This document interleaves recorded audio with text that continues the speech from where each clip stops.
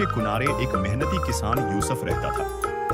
यूसुफ दिन रात खेतों में मेहनत करता, जमीन जुवतता, बीज बोता और फसल लगाता। मगर उसके पास इतनी जमीन नहीं थी कि वो ज्यादा कमा सके।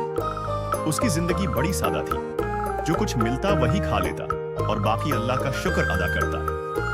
एक दिन यूसुफ लकड़ियां काटने के लिए जंगल गया। चलते चलते उसकी नजर एक पुराने और गहरे कनवे पर पड़ी। किनवा सनसान था और उर्द-गर्द घास फूनस अगा हुआ था। यूसुफ को प्यास लगी तो उसने कनवे में झांका। हैरत की बात यह थी कि पानी के बजाय उसके अंदर से एक रोशनी निकल रही थी। यूसुफ ने डरते डरते आवाज दी, कौन है?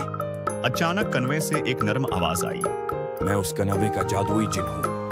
जो भी नेक दिल और मेहनती इंसान यहाँ आता है, मैं उसकी एक ख्वाहिश पूरी करता हूँ। यूसुफ हैरान हुआ।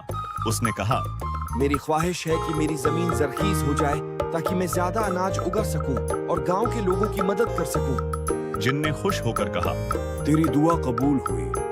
अब जा और देख, तेरी खेतियां सब्जे से भर जाएंगी। यूसुफ वापस आया तो वाकई उसके खेतों में सब कुछ हरा भरा हो गया।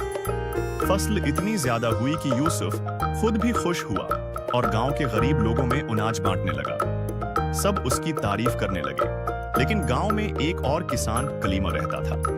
वो बहुत लालची और खुदगर्ज था। जब उसने यूसुफ के खेत देखे तो हसद से जलने लगा।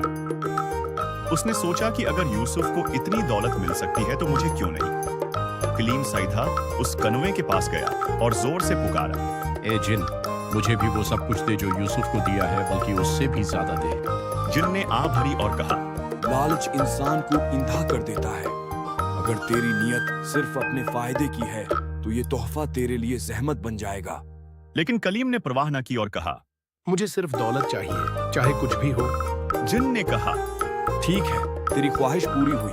उचांक कलीम की जमीन पर भी फसल अगने लगी। लेकिन वो इतनी ज्यादा और इतनी तेज रफ्तार से बढ़ी कि उसके पास रखने की जगह ही न रही। अनाज के बोझ से उसकी गोदाम टूट गई, खेतों में गंदम सड़ने लगी और कीड़े लग गए।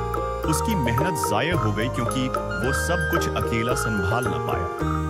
आखिरकार कलीम परेशान होकर वापस कनवे आया और बोला, ए जिन, ये सब रोक दो, मैं बहुत परेशान हूँ।